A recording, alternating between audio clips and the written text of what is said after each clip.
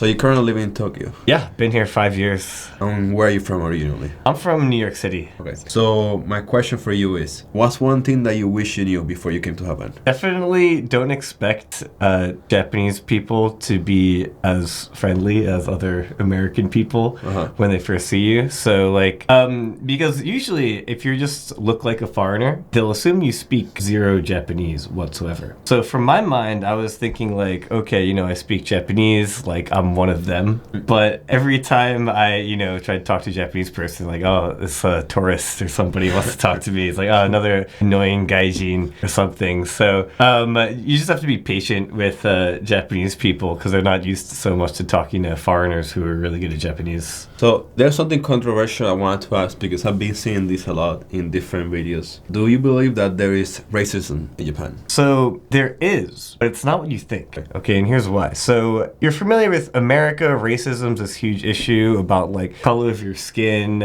and Ending background, and all these small things. In Japan, it's not about color of your skin. It's about in-group and out-group, which is a strong part of Japanese culture, right? So what I'm trying to say is they are racist in the sense they discriminate against foreigners, but it's not like in a mean way. It's just like foreigners don't understand their like culture and customs and all of their mannerisms and the things you need to do to abide by Japanese society. So fairly, when they see a foreigner, they're going to treat them differently because they expect that they're not going to know anything about their culture.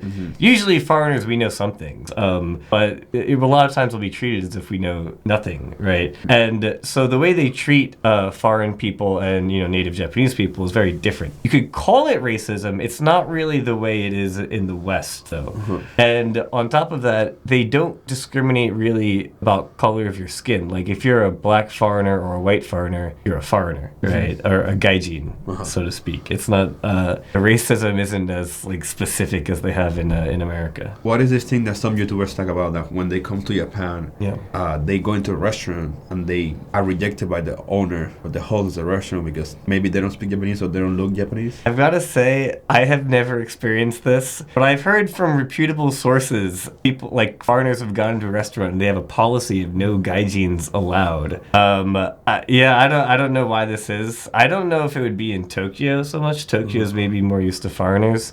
Maybe some stores have had problems with foreigners that just mess their stuff up. Okay. Unfortunately, I've never had to experience that. So it's more because of situations that have led to bad circumstances, not because the foreigner might not speak Japanese, so they want to avoid, having an issue when it comes to conversating. Yeah. Conversing. I mean, there's like rules of like etiquette for being in restaurants. Sometimes especially being too loud is a problem. So I've had before. I've been out with a group of my foreigner friends, it's even like a lunch spot, and apparently we were being too loud. The staff had to come quiet us, right? Okay. It's just we're just having lunch. It's not like an important situation, but still it's considered Japanese manners. So sometimes they're wary of foreigners who just don't respect the rules, I guess. What's one thing people don't know about Japan? Street pickup is a huge part of Japanese culture. Yeah. So I think people have this idea that Japanese people are really shy, or reserved, and wouldn't talk to strangers. So it's interesting. This is probably true for a large percentage of the population, but at the same time, the real Japanese chads are actually going out on the street and just picking up Japanese girls all the time. So the street works better than the club and the bars. It's everywhere, but clubs and bars, that's the thing. That's the same as the West, right? You go to US, pick up girls in clubs and bars. Japan specifically, I think picking up girls on the street is a huge part of the culture, right? More than other places. And Japanese girls are so used to it. They have their own way of dealing with it, which I don't think you'll see in Western countries. It's called kanzen mushi, which in Japanese means complete ignore. So if they're just not into it, or they've already been hit on 30 times that day, if you go and try and say hi to her, she will not acknowledge your existence. She will look forward, you won't even register. It's a trained skill they have. You won't even register in their field of vision, So what is a good way to approach a Japanese girl? Make sure to just get her attention. It's very simple. If you just get her attention, if she stops or looks interested, then you can just continue talking talking about probably anything. If you're a foreigner, basically, if they're interested in talking to foreigners, it shouldn't be too hard. But you need to speak Japanese, definitely. I wouldn't say definitely. So, because even though English level is pretty low in Japan, so many people, especially young people, have studied abroad for a year, done what's called a working holiday in like Australia or Canada,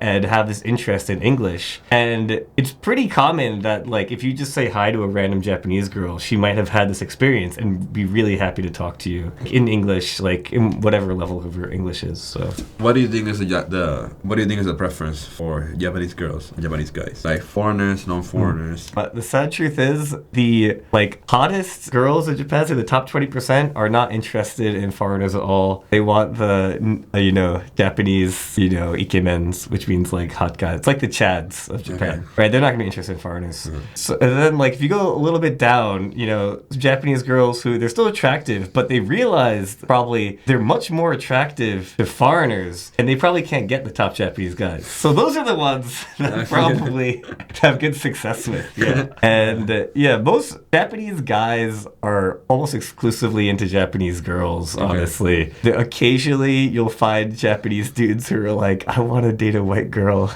It's rare. It's kind of funny. It's rare. Tell me about this. Prostitution, no-go-seer, cheating in Japan. That's a tricky question because I think there's like a generation gap in attitudes towards this question. So like back in the day, I think it was like there's a kind of like this sexless marriage thing where the Japanese salaryman would like work all day and then go home to his sexless marriage. So then he would just go seek prostitutes, and that was kind of just like accepted by society.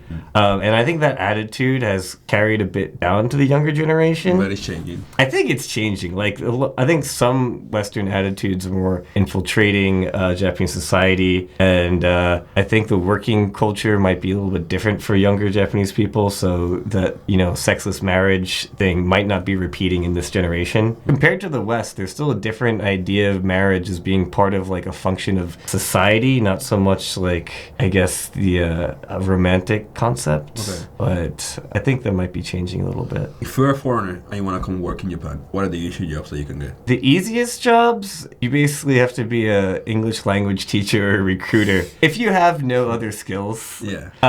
If you do have skills from like your college or native country, like there's a lot of opportunity, especially in tech. They always need tech talent.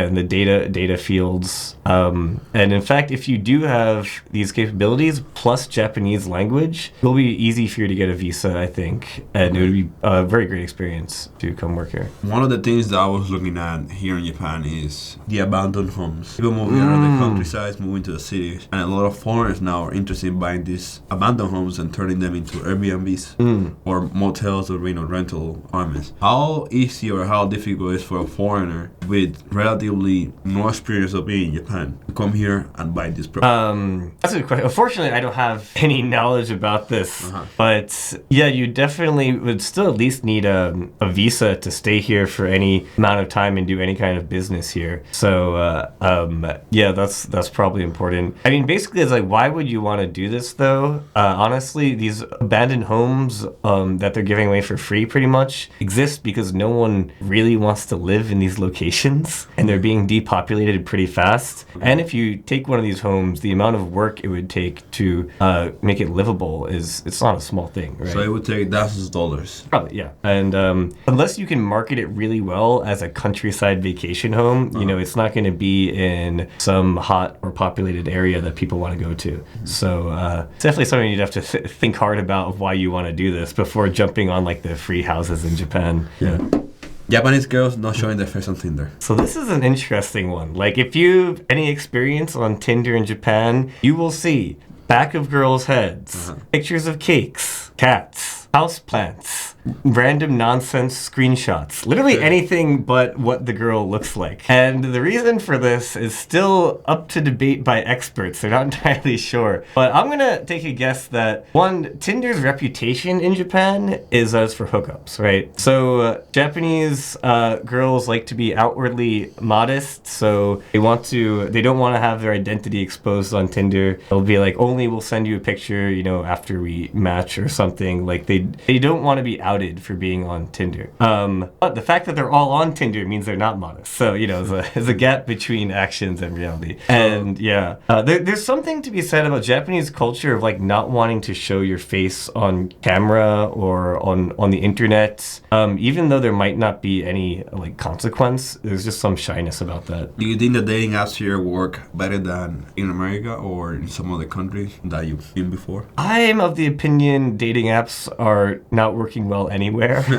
I can describe my experience here, and I feel like it will be similar anywhere else. Like, you can get a couple of matches per week, usually kind of mid, like I'm not really very interested in the people I match with on Bumble, so I don't follow up very much. And it's not, I wouldn't rely on it for meeting people. The problem is that like a guy, you'll probably get like a few matches per week. Girls will probably get, hundreds of matches. That's true. Guys and girls' experience on it is different, which makes it much worse for guys. But then probably girls are probably just getting overwhelmed by all these matches. So I don't think it's working out for anybody, honestly. So if it were up to you, where would you go? What would you do to meet Japanese girls? To meet girls in general here in Japan? Yeah, that's the thing. Especially in Tokyo, there's so many social places where people go, and they go there to meet people. So it's pretty simple. Like, there's this chain of bars called Hub, and it's like modeled after a British pub. It's like casual place to get drinks and meet people. And the good thing about it is because it's kind of, foreign atmosphere, the girls there are more open to meeting foreign guys as well. And some of them that are bigger ones are like really big meeting places for people just like, mingling. And that's just one example of a type of bar. There's a lot of these chains or maybe some local place that's like this. And if it's in an area where there's a lot of these bars, the whole area can become a meeting place. So for example, Shibuya Sentagai, it's just right past Hachiko District in Shibuya Station. And Ginza Corridor, it's just one street in Ginza that has like Hub and other bars, and the whole street people are just like talking and meeting each other. And in these places it's usually pretty friendly, and you can meet a lot of people in one night. You have any questions? Yeah, let me ask you some questions. So actually, can you introduce yourself and tell me a bit about this project you're working on for social media? Okay, my name is Isaac. I currently live in Hawaii. I came here to Japan just to visit, and of course, trying to collaborate with other local creators around the area. My goal for my channel is eventually to take this globally. I'm doing it in Hawaii. I do interviews in Hawaii. Of course, now I came to Japan to collaborate with other people, but I also plan on doing this everywhere in the world. My next destination was probably going to be Colombia or somewhere in Latin America. I also was thinking of Australia, South Korea as well. But yeah, eventually take this globally and get people from different walks in life, get the perspective on controversial and non-controversial topics. Yeah, great. And so you've been doing it in Hawaii. What are some of the most interesting interviews you've had while you were on the streets in Hawaii?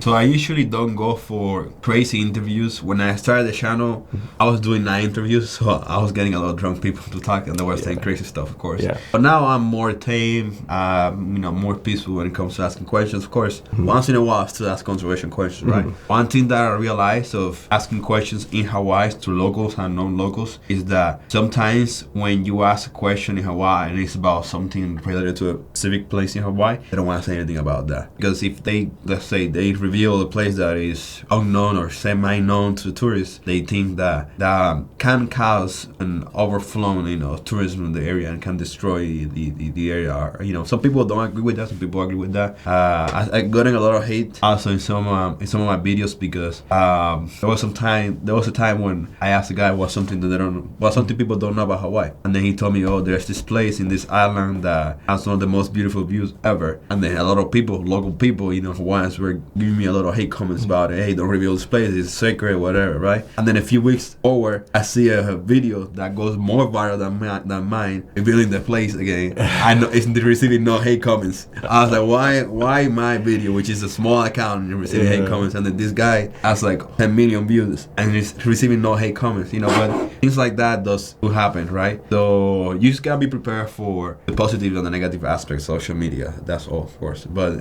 once you're a spectator, in social media, creating content, it's a different point of view. But once you start creating content and getting even private messages sometimes, threatening you, that's a different story, right? But you cannot let that discourage you, because at the end of the day, you're always gonna ask controversial things. You're gonna put controversial things in your channel. And some people are going to agree, some people are not going to agree. And it's just our life, part of being a creator in social media. You gotta deal with it. Yeah. Well, I think interviewing people about their opinions is overall a good thing to just spread knowledge. Like you can't gatekeep these secrets forever, like a secret location in Hawaii, like you said, it's gonna come out in some video. Yeah, it came out in a video. The video that I saw had way more views, and it had come out weeks before mine. I just saw it weeks after I posted mine, but it had been weeks before I posted mine, and it has like 10 million views or something like that. So it's not a secret. It wasn't a secret when I posted it, So it's not something that I revealed. It was already there. And even if you go to Google, it is on Google. It is on Reddit. It is on Facebook. It's on Twitter. So it's not something that I reveal out of nowhere. So I did the reason is that once you are a small creator and then you're trying to get big and trying to get views, sometimes you're gonna go for controversial topics, right? And then people are gonna bash you for it because hey, you only think about yourself, about your profits. I say we are living in a society where most people think very individualistic. Of course, I'm thinking about my channel, how to grow my channel, but I never offended. I never did anything that will cause you harm to you because first of all, I'm not posting anything that is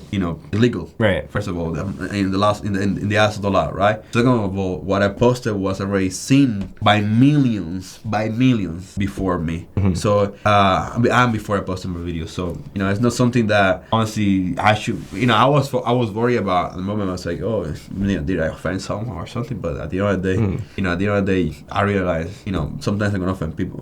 And you just gotta live with that.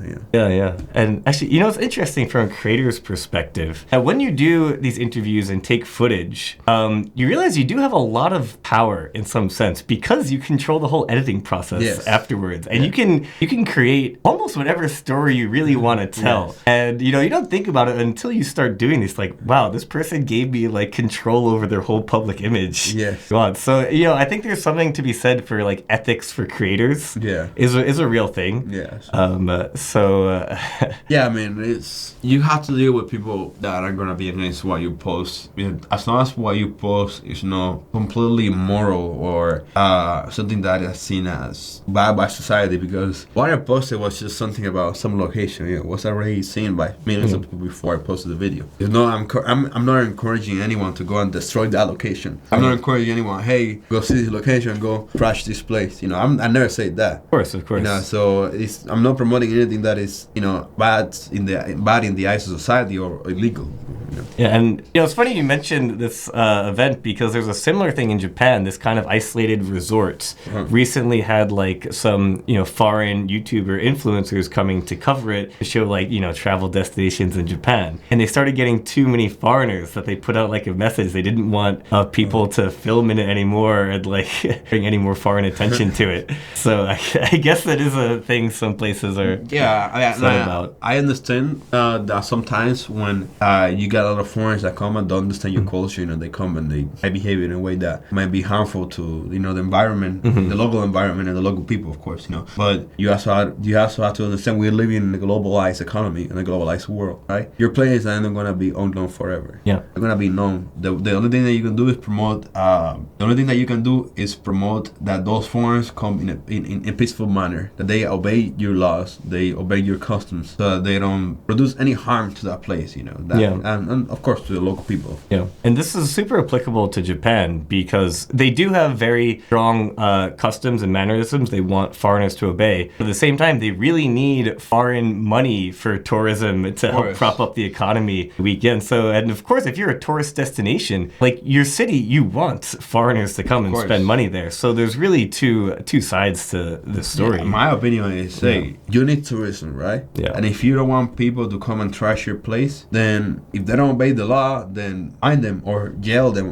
That way they're not gonna do that again. They will not, and not only those people will not do that again, but also the people that come after them and see that happening, they're not gonna come, and do the same thing. So they're gonna behave in a better manner. Yeah, and that's actually what happened recently in Japanese news. I don't know if you're familiar with Johnny Somali. He's a nuisance live streamer. So this guy has just been wreaking havoc throughout Japan, like harassing people on camera, harassing just like Japanese construction workers and normal people. And Japan's like, a tolerant society, usually because they're not used to dealing with someone doing this. This is new. Yeah. So, but finally, they caught him and arrested him on all these grounds and threw him in prison. Kind of, especially as a message to other people who might want to do this again, right? Yeah. They're kind of like, drew a boundary, which is what you have to say. Like you're saying, send a message to people like you can't behave like this in our country. Yeah, of course. This is your place, right? It's your country. So your country does need tourism because it needs to thrive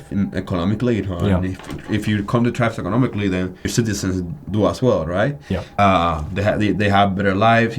Their standard of living goes up. They're happier, etc. But at the same time, once a foreign comes and does something like that, you gotta put a boundary. Hey, you can do this, and the way you do that is legally. Is either you fine them, give them a really high fine, and they, will not even think about doing that again. Yeah. Or you yell them and send a message to others. Hey, you come and do this. This is what's going to happen. Yeah, and it's important that the government does this, and also like as gaijins ourselves, like I've been in Japan a long time, we kind of check each other, like because if one gaijin does something bad, it can reflect on all of us because we feel like we're guests in this country, right? So we kind of hold each other accountable, or like new people that don't know what they're doing, and we want to maintain a good image. So it happens ourselves. in America too. In America it's different because America, even though it's a multicultural country, multicultural society, then you have all the different tribes, all the different races and any groups, right? And then one person does bad from a race, and then you're gonna see that like people from that race come and say, hey, this person does not represent us, or they're gonna come and bash on that person. Hey, you're making us look bad. Think about it. Some people are not gonna care. Some people are gonna bash them and say, hey, this person doesn't represent us. Like, for instance, when I see someone in America, I'm from Cuba, right? So I see some Cuban guy in America doing something stupid, I say, it's imbecile, What the fuck are you doing this? Why? It literally reflects bad on your people, right? Same thing that will probably Jamaican person, if someone from Jamaica sees another Jamaican doing something bad and they have some kind of ethic code, they will probably, bash that person and tell them, hey, don't do this shit again, But in Japan, I guess it's the same because you're a guest in this country, of course, and the more people you have doing this, the more foreigners you have doing these type of things, bad things, the more the Japanese people are gonna start generalizing. Hey, now it's just not one guy, just two guys, now 3 guys, 4, 5, and then at the end they're gonna think, oh, all foreigners are this way, they're all dirty, or they'll eat manner, or they'll scream or whatever, whatever it is that they see consecutively, doing those foreigners doing, they're gonna think about it because it's unconscious. It's human. It's just it's part of the human subconscious that once you see a pattern, and you associate that pattern with a certain group of people. Now every time you see that certain group of people, you're gonna remember that pattern. It's just human subconscious. You cannot fight against that. It's what a kind of bias. But of course. I mean, humans fundamentally, since we evolved kind of in tribal ways, we kind of have a very strong tendency to see like the out group with the others and then our in group, right? So it's important to keep that in mind that you're not treating like someone from a different race as this like total out group. Like you don't want to do that all the time, but also keep in mind that if you are part of that out group, they might see you like that. So you should, make sure you leave a good impression. And this is just something like that underlines like race politics and identity politics everywhere. It's kind of a fundamental principle. Definitely applicable to, being abroad in Japan. It's just laws of human nature, You want to treat you well, then try to keep a good image around you and those who are around you. There's a phrase where it comes from, hey, tell me who you hang around with and I'll tell you who you are. That's a good one. So, if you might look like a, maybe like a good, upright, well-behaved person, but, if I see around a group of people around you that are dressed, I don't know, like all raggedy, in a trashy way, and they're talking with curse words, etc., I'm thinking you're gonna be the same. Why are you associating with those people if you're not the same? There's a similar rule that's like you are the average of your 5 closest friends or something, and that's more of like self-development thing. Like if you want to grow as a person, maybe get like more successful friends or something. That's always something to to be if you want to succeed in life, it's not just about you, it's about the people that you have relationships with, right? Your contacts, because only mediocre people are gonna bring bring you down. Ignorant people are gonna bring you down. Intelligent people are going to somewhat help you. Yeah. Wise people are going to go with you all the way from beginning to the end. Because not only they want themselves to succeed, but they want to succeed with you. Because in life, as human beings, we're not alone. Right. We behave in groups, right? So we live in groups, we behave in groups. So you need a group of people to become successful. Nobody becomes successful by themselves. Even tech billionaires, Elon Musk, let's put an example, Elon Musk, right? So of course he's the founder of Tesla. Oh, he's not the founder actually. He bought Tesla. It was already done. But along the way, he met with multiple people across different areas, and he's been able to grow as a person, as a businessman. Due to that, Jeff Bezos was probably the same. Bill Gates was probably the same. A lot of those people that get to that high level, it hasn't been by themselves alone. You don't build an empire by yourself. Yeah, and surely they're really good at picking the people to be around them. Of course. Right. So, you can't be alone, but you also got to be around the right people. Of course, it's what they call it. It's better to be alone than to be around the wrong people. Something like that. That's probably true. That's one phrase I remember. But of course, if it's better also to be around a good group of people than to be alone. Right. So it's a balance. Your interview series. So what are you trying to accomplish while interviewing people? And you started out in Hawaii, I guess.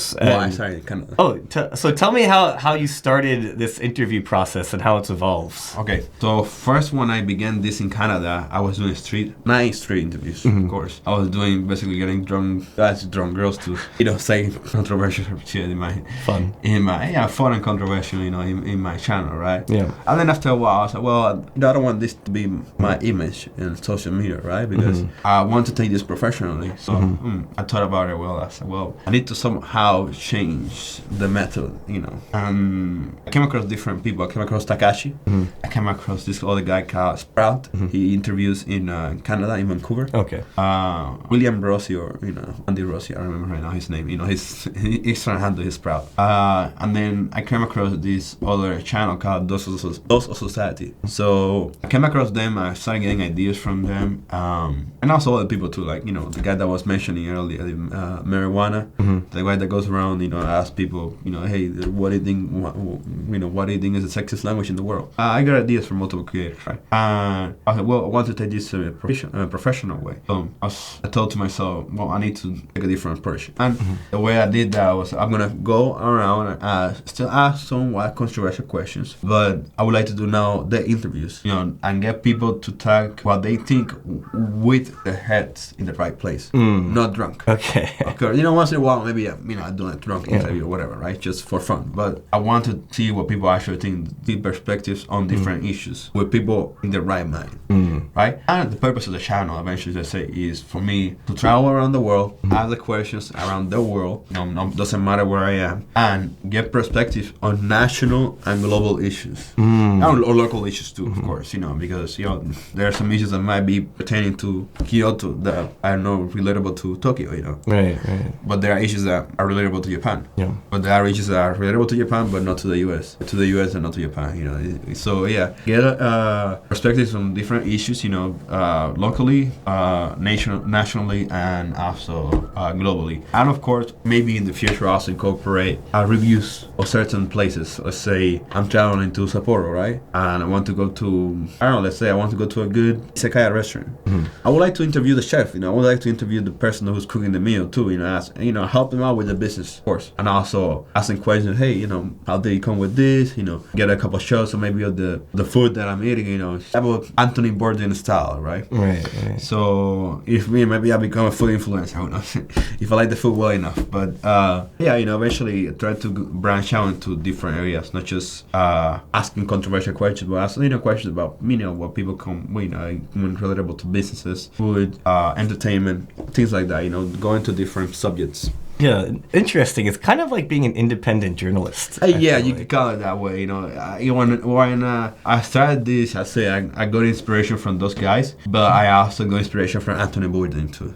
Yeah. Anthony Bourdain and Gordon Ramsay too, because I used to watch a lot of cooking shows when I was a kid. I love cooking too. So Anthony Bourdain, even though he had a tragic end, Yeah. You know, he did live a life to the fullest, in my opinion. You know, maybe not to the fullest. Maybe that's why he had that such a tragic end, right? But in my eyes, he had such a good life, right? Yeah. He was able to go around the world, eat food from different parts of the world. You know, talk with people from different cultures, see their perspectives. So for me, that was a good life. You know, it's a life that maybe I would like to live. So you know, that's inspiration I took from Anthony Bourdain. And there's this other guy. He's like he was a British ex or former special forces. He used to be in the SAS, in the British Special Forces. He goes around the world surviving in different environments. I don't remember his name right now, but he goes around the world surviving in different environments. And I was like, well, I mean, all those people have influenced me somehow, some way to travel, right? And to get the videos from each part of the world where I travel. You know, and now the way I did that was through interviews, right? Yeah. I didn't want to be like a survivalist or something like that. Right. I didn't want to begin being a foodie like Anthony Bourdain or Gordon Ramsay. Right? But eventually, maybe I started to branching out into different areas, right? Maybe I started branching out into food, maybe entertainment, maybe I decided to be a survivalist. You know, and it's cockroaches from the ground. I don't know. Hopefully not. But I want to film. Where I go, film people, get their perspectives. And then eventually branch out, let's say, to different areas. Yeah, that was amazing. If you can combine, your hobby or your love for, talking to new people with traveling, and then turning that into something of value for other people to enjoy. That's kind of like the dream. I mean, everyone, I'm sure, wants to be an influencer nowadays. It's like the hottest new job, but you really have to have like a vision and a plan and see it from the perspective of an audience. Like, of course, like traveling around and sampling new foods is fun for you as an individual, but how can you turn that into content that will build a brand and an audience, right? So that's kind of like, what we have to work on to be successful with that. A lot of people would like to travel, right? Yeah. And the way they do that is by watching through other sites, or watching through YouTube, watching through social media, right? Instagram, YouTube, TikTok, whatever it is, Facebook. A lot of people don't have the economic possibility to travel, so fair. It's just the right just have to stay at home, watch YouTube. And if I had the possibility, of traveling, I had the financial possibility to travel, then of course I'm gonna bring that into the table. I'm gonna bring the videos into the table, so that guy that was in the situation that I was, that guy or that girl that was in the situation that I was 10 years ago, can see now what I'm seeing through my camera. Right? Because when I was a kid, I always wanted to travel. I always wanted to see different cultures, see what different people look like, and see what their food looks like, see what the architectural looks like, right?